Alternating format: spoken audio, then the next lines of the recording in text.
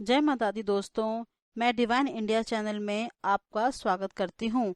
आज मैं आपको वट सावित्री व्रत की कथा सुनाऊंगी। यह कथा आपको पसंद आती है तो प्लीज़ चैनल को सब्सक्राइब करें।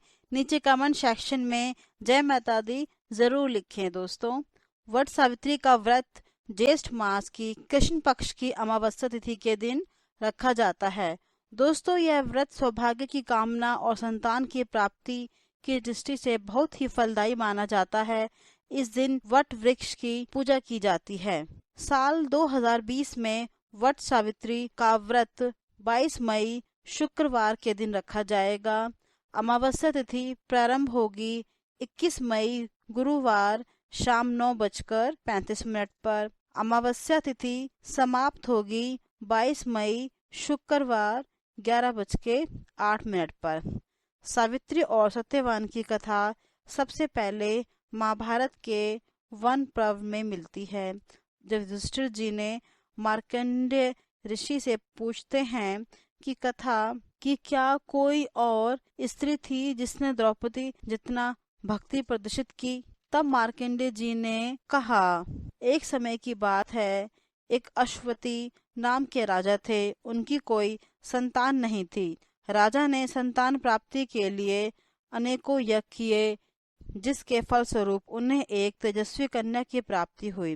राजा ने कन्या का नाम सावित्री रखा। समय बीतता गया और सावित्री विवाह योग्य हो गई। एक दिन राजा ने सावित्री से कहा, सावित्री, अब तुम विवाह योग्य हो गई हो, इसलिए स्वयं अपने लिए योग्य वर का खोज करो।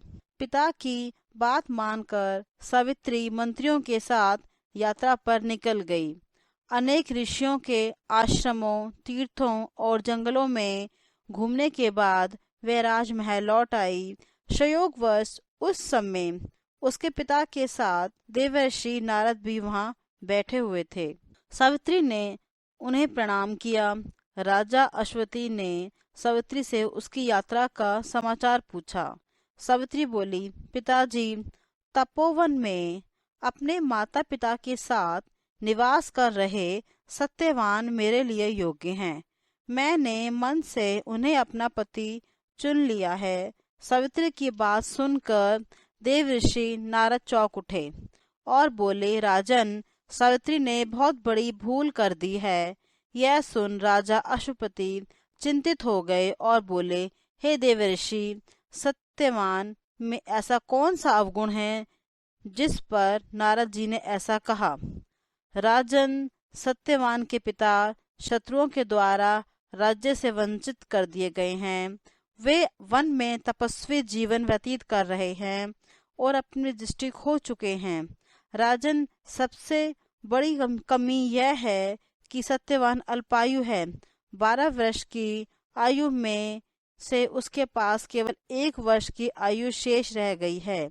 नारद जी की बात सुन राजा अश्वपति ने सावित्री को बहुत समझाया कि वह किसी अन्य उत्तम गुणों वाले पुरुष को अपना पति चुन ले।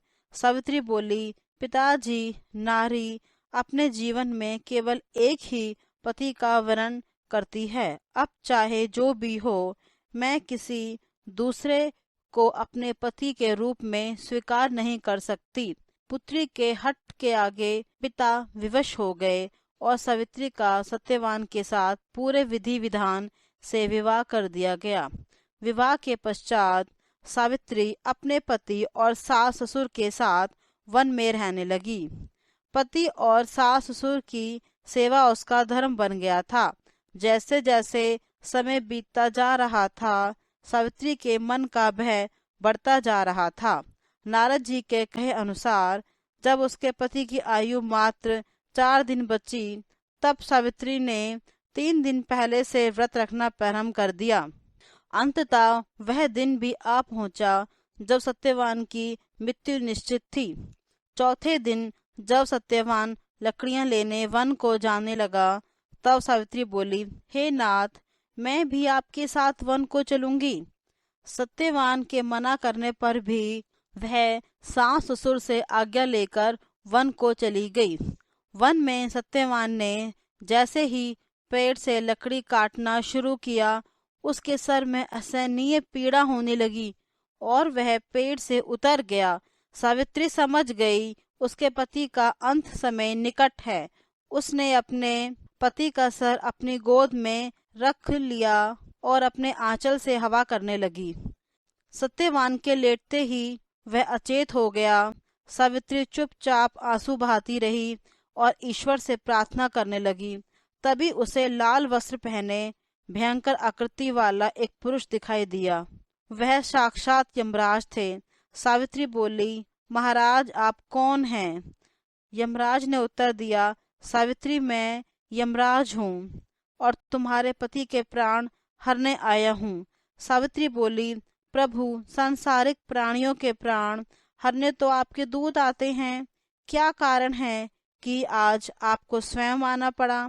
यमराज ने उत्तर दिया, तुम्हारे सतीत्व के तेज के सामने मेरे दूत नहीं आ सके, इसलिए मुझे स्वयं आना पड़ा। ऐसा कहकर यमराज ने सत्यवान के शरीर से प्राणों को निकाल लिया और उन्हें लेकर दक्षिण दिशा की ओर यमलोक को जाने लगे। सावित्री भी उनके पीछे पीछे चल दी। सावित्री को अपने पीछे पीछे आता देख यमराज बोले, सावित्री तुम मेरे पीछे कहाँ आ रही हो? सावित्री बोली, पति जहाँ जाएंगे मैं भी वहाँ जाऊंगी, यही मेरा धर्म है। यमराज के बहुत समझाने पर भी सावित्री नहीं मानी। उसके प्रतिव्रता धर्म को देखते हुए यमराज बोले, तुम अपने पति के बदले कोई भी वरदान मांग लो। सावित्री ने अपने पति के दृष्टिहीन माता पिता की आंखें मांग ली और यमराज ने तथास्तु कहा और आगे चल दिए। फिर से सावित्री उनके पीछे पीछे चल दी। तब यमराज ने सावित्री से कहा, एक और वर मांग लो। तब सावित्री ने अपने सास ससुर के राज्य को वर के रूप में मांग लिया। तब यमराज ने तथास्तु कहा और आगे चल दिए। सावित्री फिर भी यमराज के पीछे चलने लगी। अब यमराज बोले, चलो एक और वर मांग लो। तब सावित्री ने अपने पिता के लिए 100 पुत्रों का वरदान मांगा।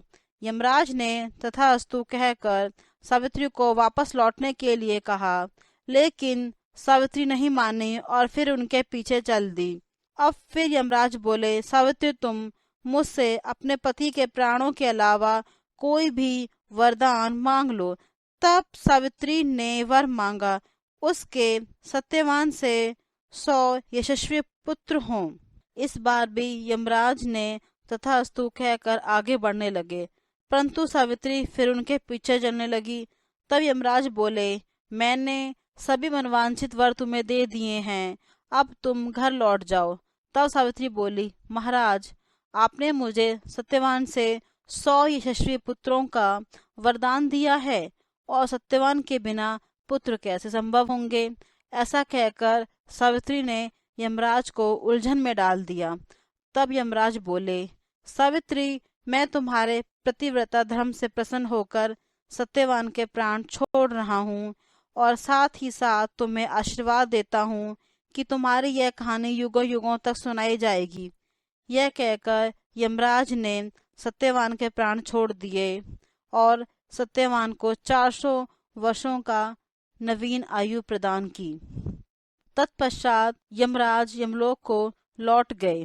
तब सत्यवान और सावित्री अपनी कुटिया में पहुंचे। वहां उनके माता पिता की आंखों की दृष्टि भी लौट आई थी और उन्होंने अपना खोया राज्य पुनः प्राप्त कर लिया। दोस्तों, यह थी वट सावित्री व्रत की कथा। वट सावित्री व्रत करने व कथा सुनने से विवाहित स्त्रियों के दुख दूर होते हैं, उन्हें अखंड सौभाग्य की प्राप्ति होती है और उनके पति की आयु लंबी होती है। दोस्तों, मैंने आपको वट सावित्री व्रत की कथा सुना दी है। आप चाहे तो इसी को ही अपने व्रत में सुन सकती हैं। प्लीज वीडियो को अपने परिवार व अपने फ्रेंड के साथ शेयर करें, सब्सक्राइब करें, लाइक करें।